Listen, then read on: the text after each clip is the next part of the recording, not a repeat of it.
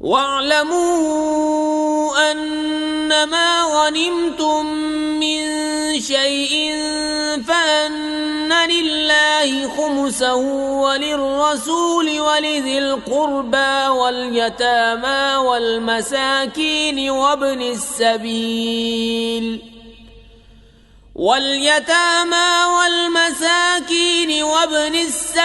إن كنتم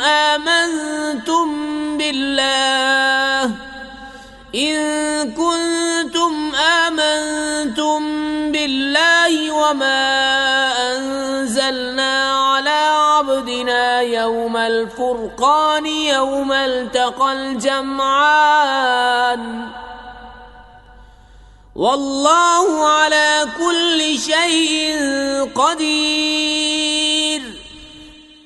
إذ أنتم بالعدوة الدنيا وهم بالعدوة القصوى والركب أسفل منكم ولو تواعدتم لاختلفتم في الميعاد ولكن ليقضي الله أمرا كان مفعولا ليهلك من هلك عن بينة ويحيى من حي عن بينة وإن الله لسميع عليم.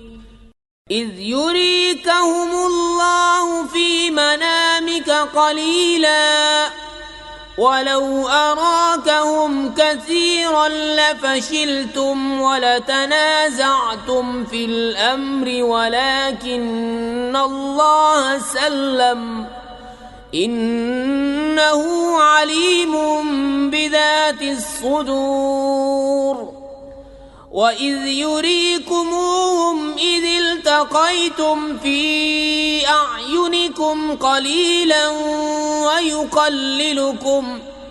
ويقللكم في أعينهم ليقضي الله أمرا كان مفعولا وإلى الله ترجع الأمور. يا أيها الذين آمنوا إذا لقيتم فئة فاثبتوا واذكروا الله كثيرا لعلكم تفلحون.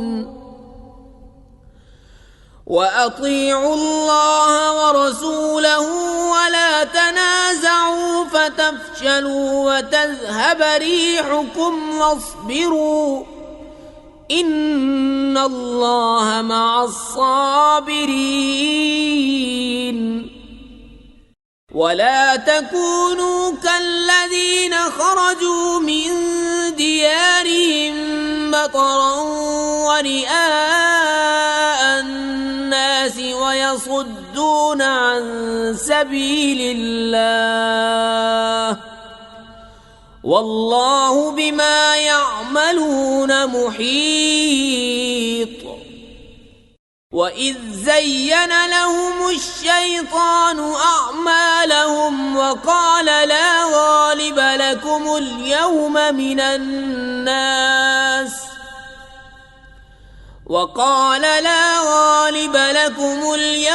من الناس وإني جار لكم فلما تراءت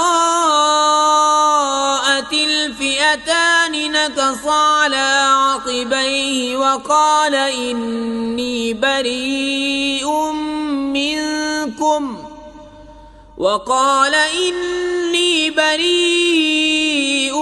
منكم إني أرى ما لا ترون إني أخاف الله والله شديد العقاب. إذ يقول المنافقون والذين في قلوبهم مرض غر هؤلاء دينهم ومن يتوكل على الله فإن الله عزيز حكيم. ولو ترى إذ يتوفى الذين كفروا الملائكة يضربون وجوههم وأدبارهم وذوقوا عذاب الحريق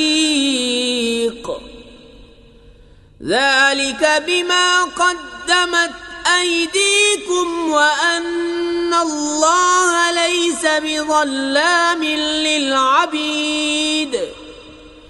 كدأب آل فرعون والذين من قبلهم كفروا بآيات الله فأخذهم الله بذنوبهم إن الله قوي شديد العقاب. ذلك بأن الله لم يك مغيرا نعمة أنعمها على قوم حتى يغيروا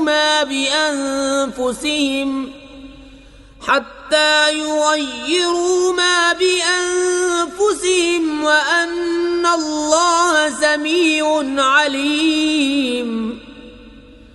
كدأب آل فرعون والذين من قبلهم كذبوا بآيات ربهم فأهلكناهم بذنوبهم وأغرقنا آل فرعون وكل كانوا ظالمين.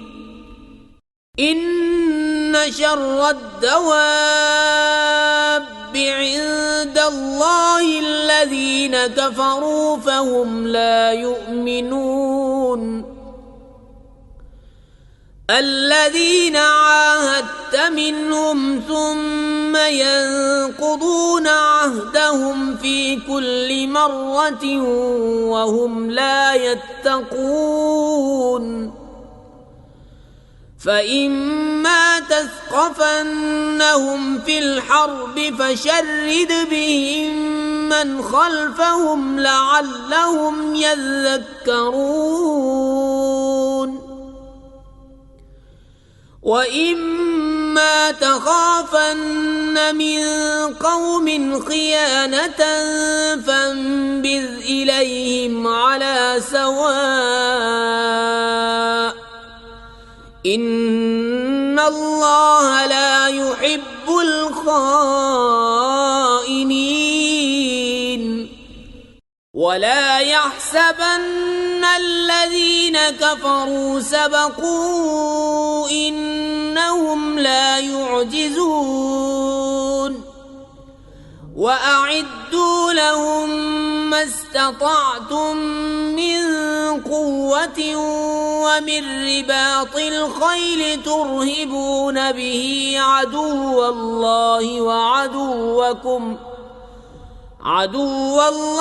وعدوكم وآخرين من دونهم لا تعلمونهم الله يعلمهم وما تنفقوا من شيء في سبيل الله يوفى إليكم وأنتم لا تظلمون.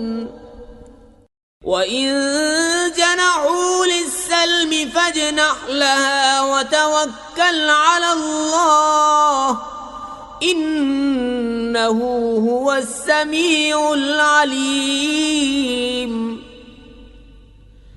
وإن يريدوا أن يخدعوك فإن حسبك الله هو الذي أيدك بنصره وبالمؤمنين وألف بين قلوبهم لو أنفقت ما في الأرض جميعا ما ألفت بين قلوبهم ولكن الله ألف بينهم إنه عزيز حكيم. يا أيها النبي حسبك الله ومن اتبعك من المؤمنين.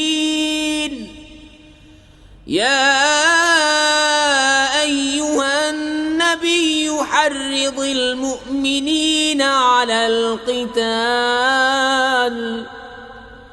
إن يكن منكم 20 صابرون يغلبوا 200 وإن يكن منكم 100 يغلبوا 1000 من الذين كفروا بأنهم قوم لا يفقهون.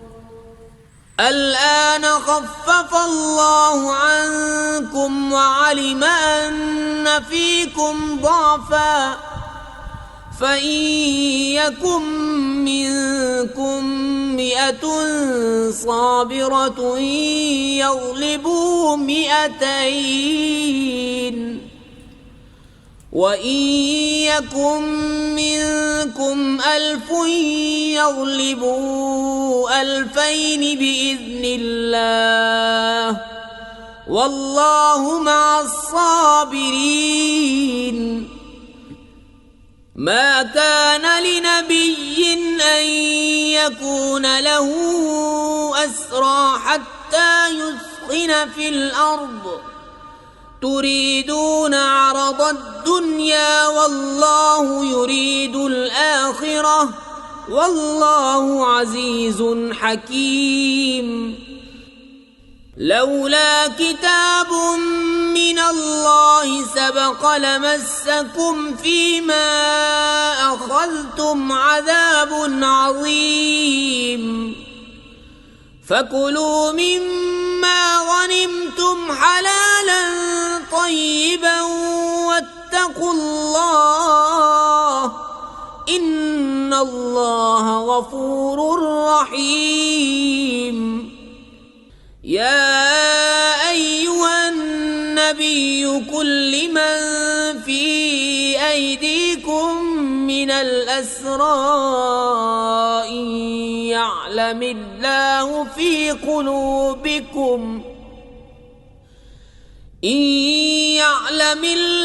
في قلوبكم خيرا يؤتكم خيرا مما أخذ منكم ويغفر لكم والله غفور رحيم. وإن يريدوا خيانتك فقد خانوا الله من قبل فأمكن منهم والله عليم حكيم. إن الذين آمنوا وهاجروا وجاهدوا بأموالهم وأنفسهم في سبيل الله والذين آووا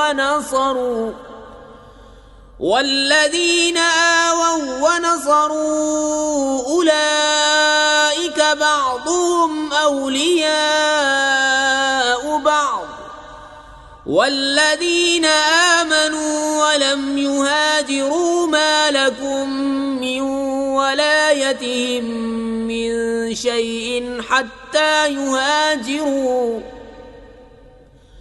وإن استنصروكم في الدين فعليكم النصر إلا على قوم بينكم وبينهم ميثاق والله بما تعملون بصير. والذين كفروا بعضهم أولياء بعض إلا تفعلوا تكن فتنة في الأرض وفساد كبير. والذين آمنوا وهاجروا وجاهدوا في سبيل الله والذين آووا ونصروا أولئك هم المؤمنون حقا لهم مغفرة ورزق كريم. والذين آمنوا من بعد وهاجروا وجاهدوا معكم فأولئك منكم وأولو الأرحام بعضهم أولى ببعض في كتاب الله إن الله بكل شيء عليم. براءة من الله ورسوله إلى الذين عاهدتم من المشركين فسيحوا في الأرض 4 أشهر واعلموا أنكم غير معجز الله وأن الله مخزي الكافرين. وأذان من الله ورسوله إلى الناس يوم الحج الأكبر أن الله بريء من المشركين ورسوله فإن تبتم فهو خير لكم وإن توليتم فاعلموا أنكم غير معجز الله وبشر الذين كفروا بعذاب أليم. إلا الذين عاهدتم من المشركين ثم لم ينقصوكم شيئا ولم يظاهروا عليكم أحدا فأتموا إليهم عهدهم إلى مدتهم إن الله يحب المتقين. فإذا انسلخ الأشهر الحرم فاقتلوا المشركين حيث وجدتموهم وخذوهم واحصروهم واقعدوا لهم كل مرصد فإن تابوا وأقاموا الصلاة وآتوا الزكاة فخلوا سبيلهم إن الله غفور رحيم. وإن أحد من المشركين استجارك فاجره حتى يسمع كلام الله ثم أبلغه مأمنه ذلك بأنهم قوم لا يعلمون. كيف يكون للمشركين عهد عند الله وعند رسوله إلا الذين عاهدتم عند المسجد الحرام فما استقاموا لكم فاستقيموا لهم إن الله يحب المتقين. كيف وإن يظهروا عليكم لا يرقبوا فيكم إلا ولا ذمة يرضونكم بأفواههم وتأبى قلوبهم وأكثرهم فاسقون. اشتروا بآيات الله ثمنا قليلا فصدوا عن سبيله إنهم ساء ما كانوا يعملون. لا يرقبون في مؤمن إلا ولا ذمة وأولئك هم المعتدون. فإن تابوا وأقاموا الصلاة وآتوا الزكاة فإخوانكم في الدين ونفصل الآيات لقوم يعلمون. وإن نكثوا أيمانهم من بعد عهدهم وطعنوا في دينكم فقاتلوا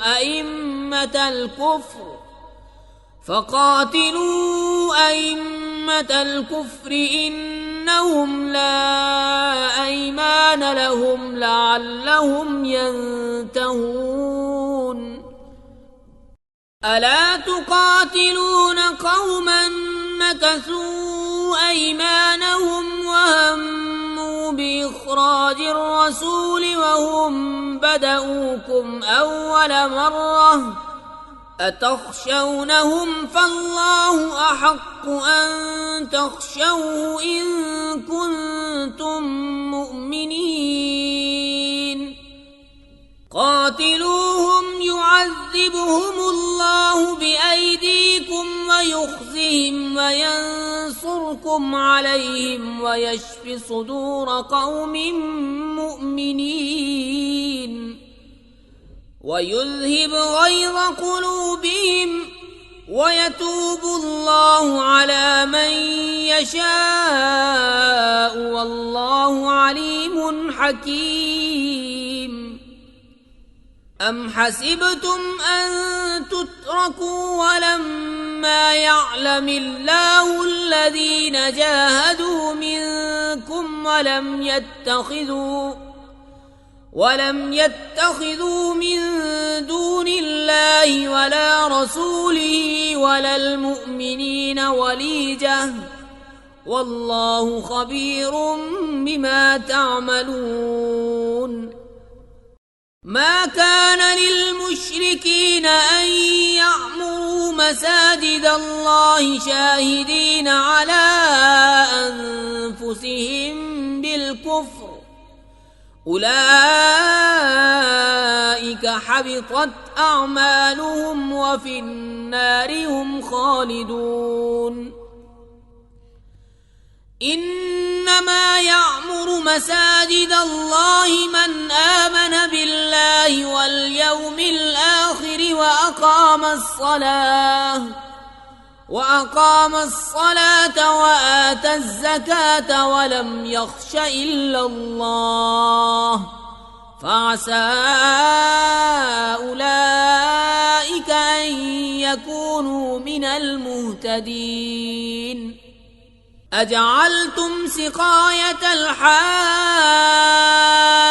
وعمارة المسجد الحرام كمن آمن بالله واليوم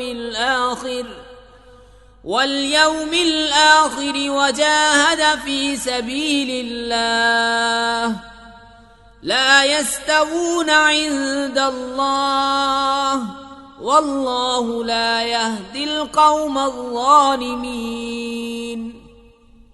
الذين آمنوا وهاجروا وجاهدوا في سبيل الله بأموالهم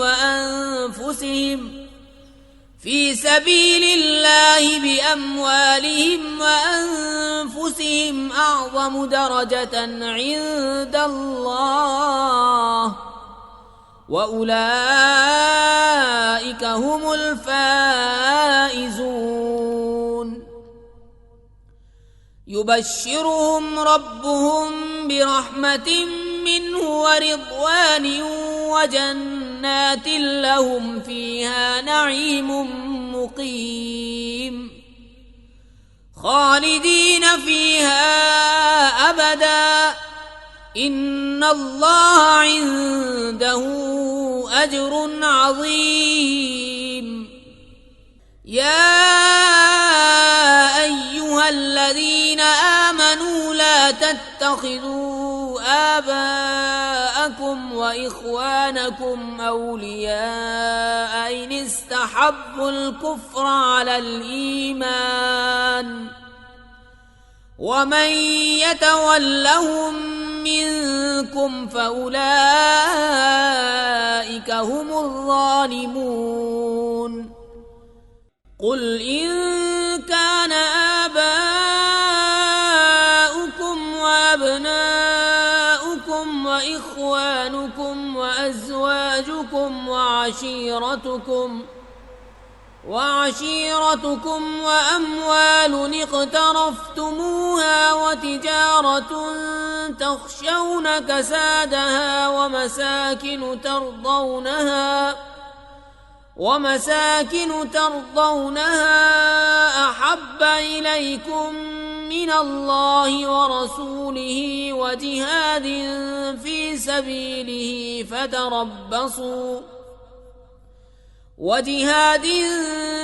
سبيله فتربصوا حتى يأتي الله بأمره والله لا يهدي القوم الفاسقين لقد نصركم الله في مواطن كثيرة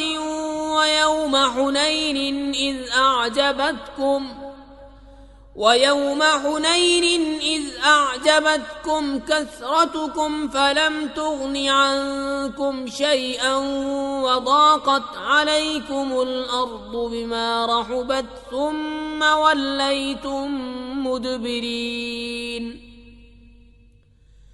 ثم أنزل الله سكينته على رسوله وعلى المؤمنين وأنزل جنودا لم تروها وعذب الذين كفروا وذلك جزاء الكافرين ثم يتوب الله من بعد ذلك على من يشاء والله غفور رحيم يا أيها الذين آمنوا إنما المشركون نجس فلا يقربوا المسجد الحرام بعد عامهم هذا وإن خفتم عيلة فسوف يغنيكم الله من فضله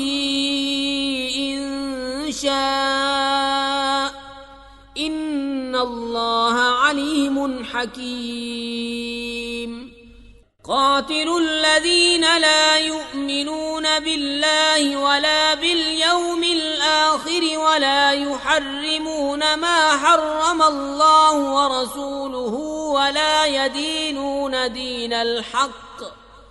ولا يدينون دين الحق من الذين أوتوا الكتاب حتى يعطوا الجزية عن يد وهم صاغرون وقالت اليهود عزير ابن الله وقالت النصارى المسيح ابن الله ذلك قولهم بأفواههم يضاهئون قول الذين كفروا من قبل قاتلهم الله أنى يؤفكون اتخذوا أحبارهم ورهبانهم أربابا من دون الله والمسيح ابن مريم وما أمروا إلا ليعبدوا إلها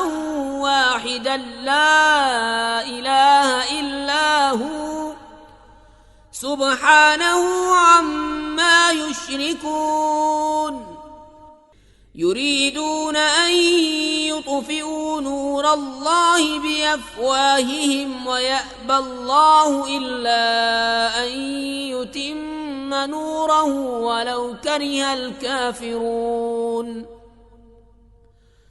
هو الذي أرسل رسوله بالهدى ودين الحق ليظهره على الدين كله ولو كره المشركون يا أيها الذين آمنوا إن إن كثيرا من الأحبار والرهبان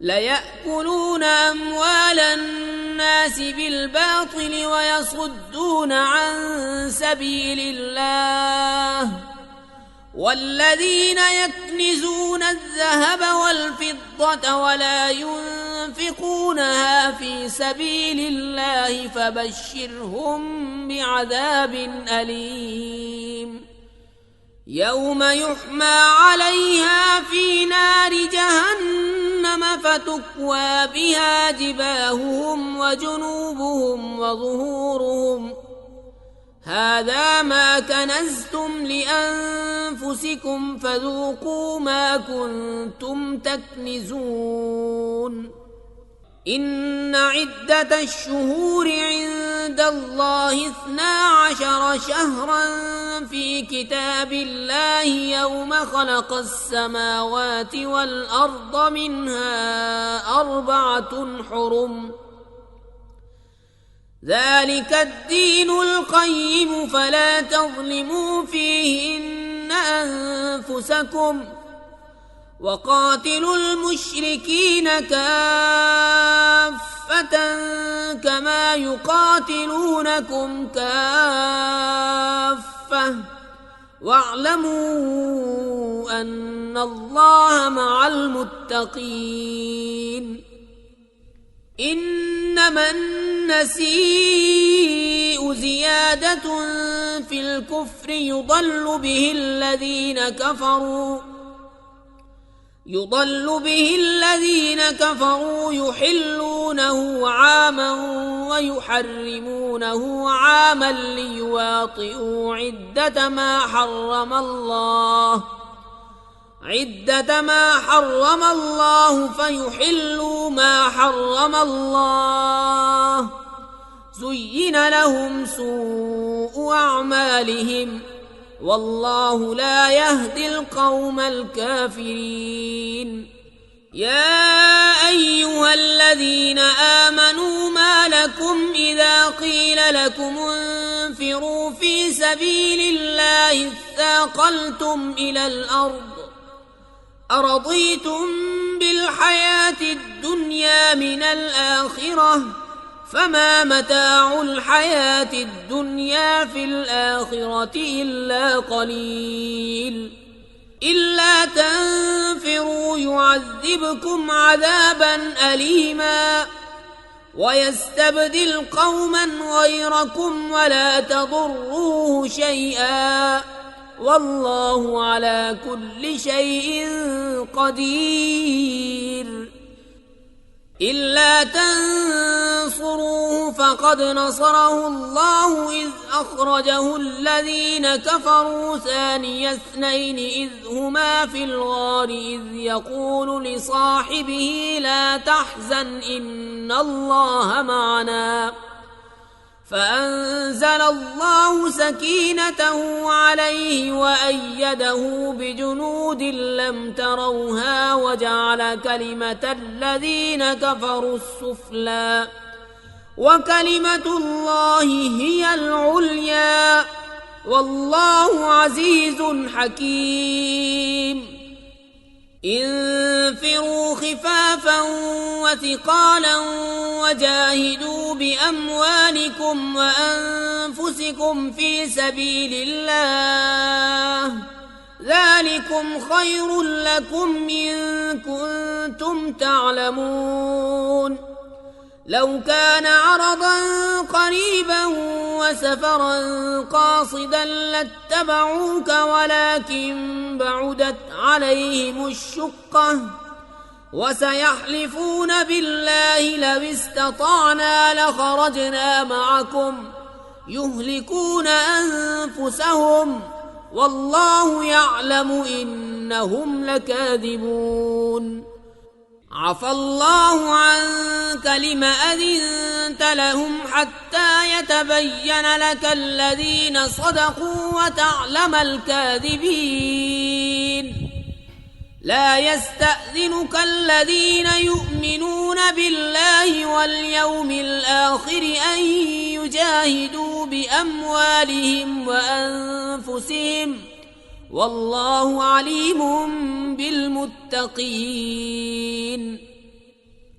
إنما يستأذنك الذين لا يؤمنون بالله واليوم الآخر وارتابت قلوبهم فهم في ريبهم يترددون.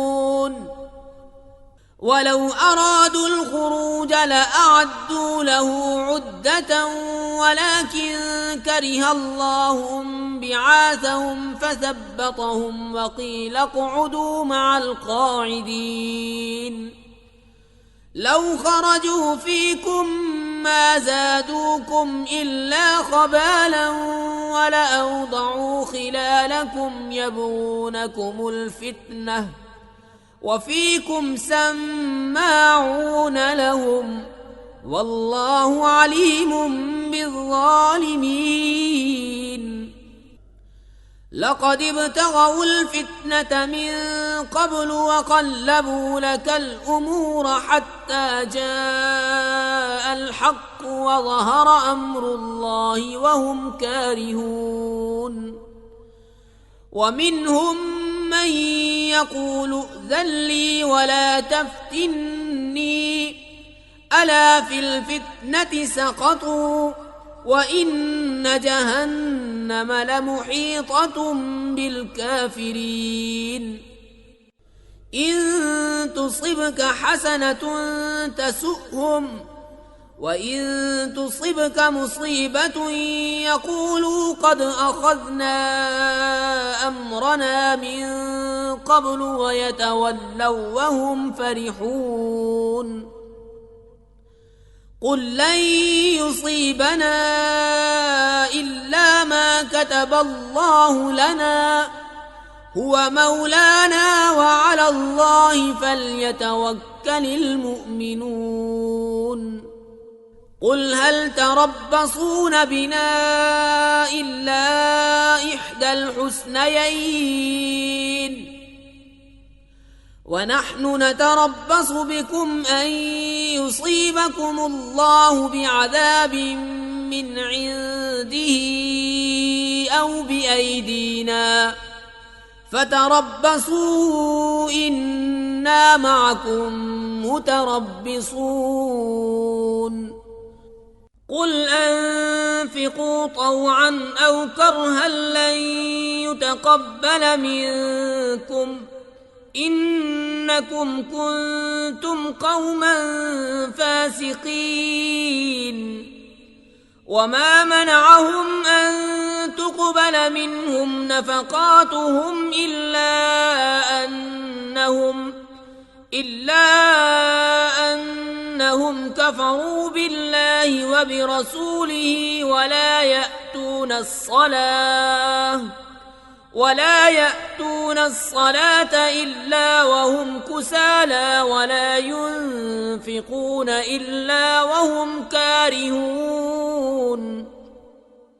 فلا تعجبك أموالهم ولا أولادهم إنما يريد الله ليعذبهم بها في الحياة الدنيا وتزهق أنفسهم وهم كافرون. ويحلفون بالله إنهم لمنكم وما هم منكم ولكنهم قوم يفرقون. لو يجدون ملجأ أو مغارات أو مدخلا لولوا إليه وهم يجمحون. ومنهم من يلمزك في الصدقات فإن أعطوا منها رضوا وإن لم يعطوا منها إذا هم يسخطون. ولو أنهم رضوا ما آتاهم الله ورسوله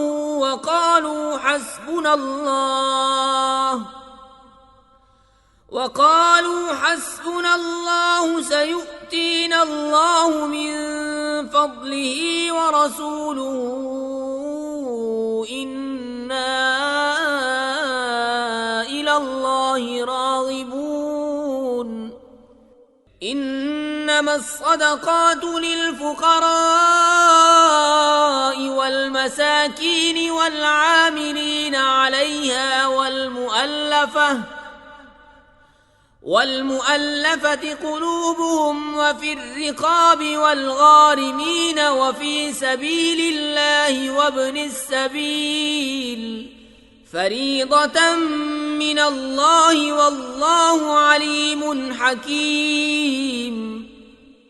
ومنهم الذين يؤذون النبي ويقولون هو أذن قل أذن خير لكم يؤمن بالله ويؤمن للمؤمنين ورحمة للذين آمنوا منكم والذين يؤذون رسول الله لهم عذاب أليم. يحلفون بالله لكم ليرضوكم والله ورسوله أحق أن يرضوه إن كانوا مؤمنين. ألم يعلموا أنه من يحادد الله ورسوله فأن له نار جهنم خالدا فيها ذلك الخزي العظيم.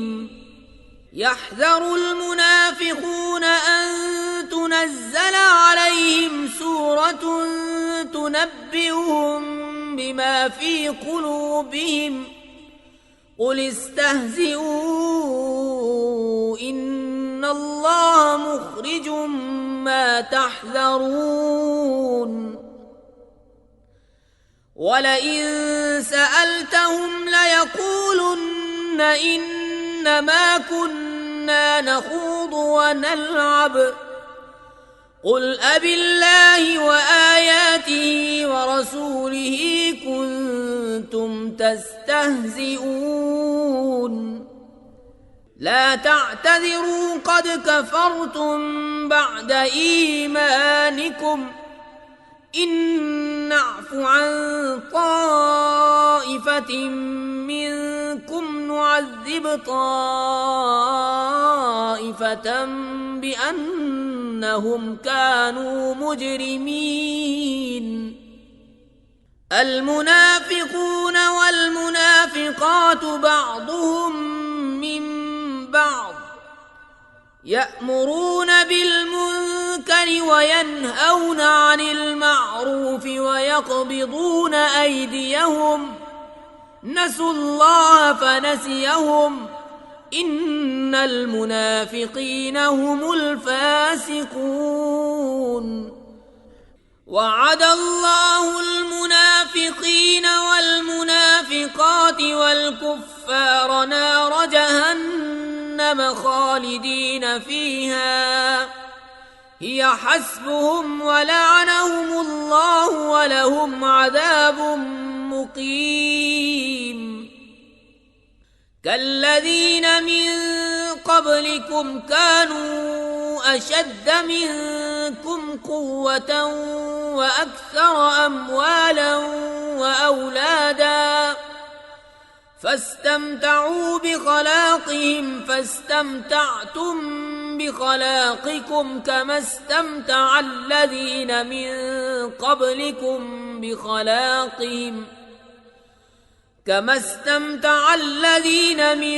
قبلكم بخلاقهم وخضتم كالذي خاضوا أولئك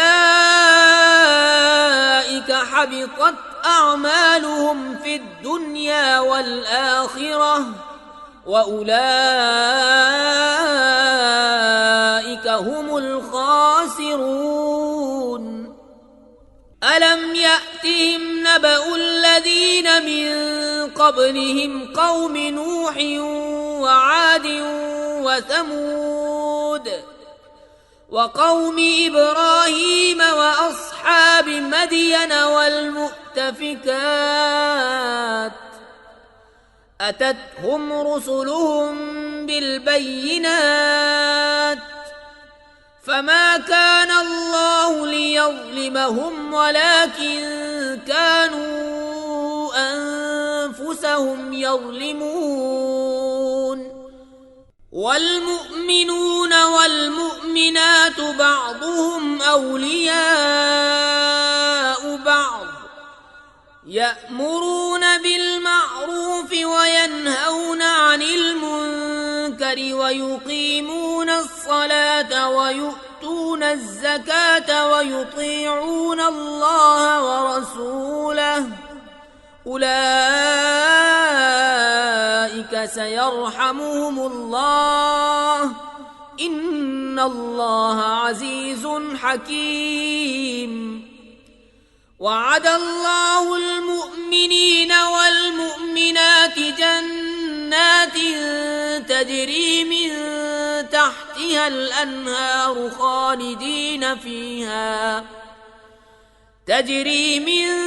تحتها الأنهار خالدين فيها ومساكن طيبة في جنات عدن ورضوان من الله أكبر ذلك هو الفوز العظيم يا أيها النبي جاهد الكفار والمنافقين واغلظ عليهم ومأواهم جهنم وبئس المصير يحلفون بالله ما قالوا ولقد قالوا كلمة الكفر وكفروا بعد إسلامهم وهموا بما لم ينالوا وما نقموا إلا أن أغناهم الله ورسوله من فضله فإن يتوبوا يك خيرا لهم وإن يتولوا يعذبهم الله عذابا أليما في الدنيا والآخرة وما لهم في الأرض من ولي ولا نصير ومنهم من عاهد الله لئن آتانا من فضله لنصدقن ولنكونن من الصالحين فلما آتاهم من فضله بخلوا به وتولوا وهم معرضون فأعقبهم نفاقا في قلوبهم إلى يوم يلقونه بما أخلفوا الله ما وعدوه وبما كانوا يكذبون ألم يعلموا أن الله يعلم سرهم ونجواهم وأن الله علام الغيوب الذين يلمزون المطوعين من المؤمنين في الصدقات والذين لا يجدون إلا جهدهم فيسخرون منهم سخر الله منهم ولهم عذاب أليم استغفر لهم أو لا تستغفر لهم إن تستغفر لهم 70 مرة فلن يغفر الله لهم ذلك بأنهم كفروا بالله ورسوله والله لا يهدي القوم الفاسقين فرح المخلفون بمقعدهم خلاف رسول الله وكرهوا أن يجاهدوا بأموالهم وأنفسهم في سبيل الله وقالوا لا تنفروا في الحر قل نار جهنم أشد حرا لو كانوا يفقهون فليضحكوا قليلا وليبكوا كثيرا جزاء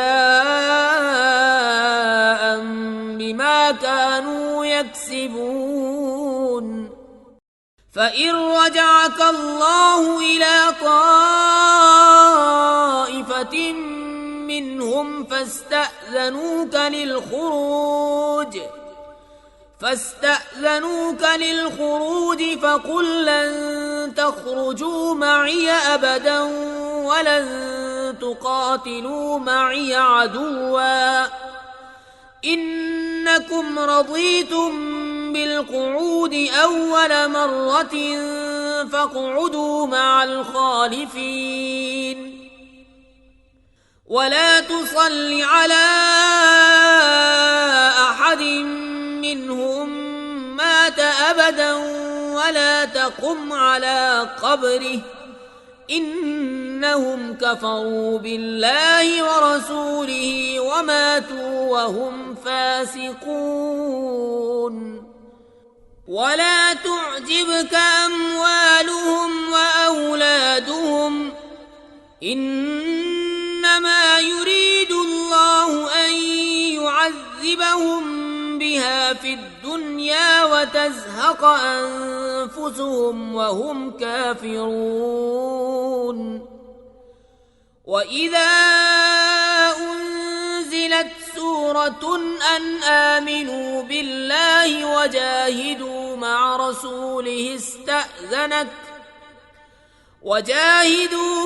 رسوله استأذنك أولو الطول منهم وقالوا ذرنا نكن مع القاعدين رضوا بأن يكونوا مع الخوالف وطبع على قلوبهم فهم لا يفقهون لكن الرسول والذين آمنوا معه جاهدوا بأموالهم وأنفسهم وأولئك لهم الخيرات وأولئك هم المفلحون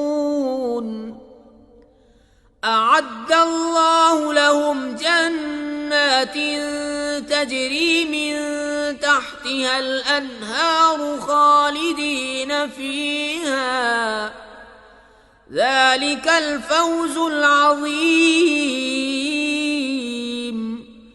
وجاء المعذرون من الأعراب ليؤذن لهم وقعد الذين كذبوا الله ورسوله سيصيب الذين كفروا منهم عذاب أليم ليس على الضعفاء ولا على المرضى ولا على الذين لا يجدون ما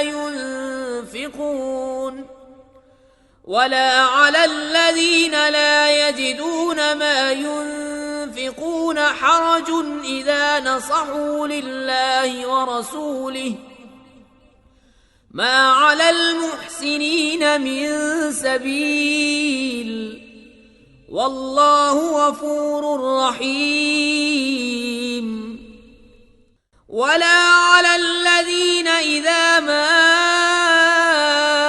أتوك لتحملهم قلت لا أجد ما أحملكم عليه تولوا وأعينهم تفيض من الدمع حزنا ألا يجدوا ما ينفقون إنما السبيل على الذين يستأذنونك وهم أغنياء رضوا بأن يكونوا مع الخوالف وطبع الله على قلوبهم فهم لا يعلمون. لا إله إلا الله محمد رسول الله. لا إله إلا الله محمد رسول الله. لا إله إلا الله محمد رسول الله. لا إله إلا الله محمد رسول الله. لا إله إلا الله محمد رسول الله. لا إله إلا الله محمد رسول الله. لا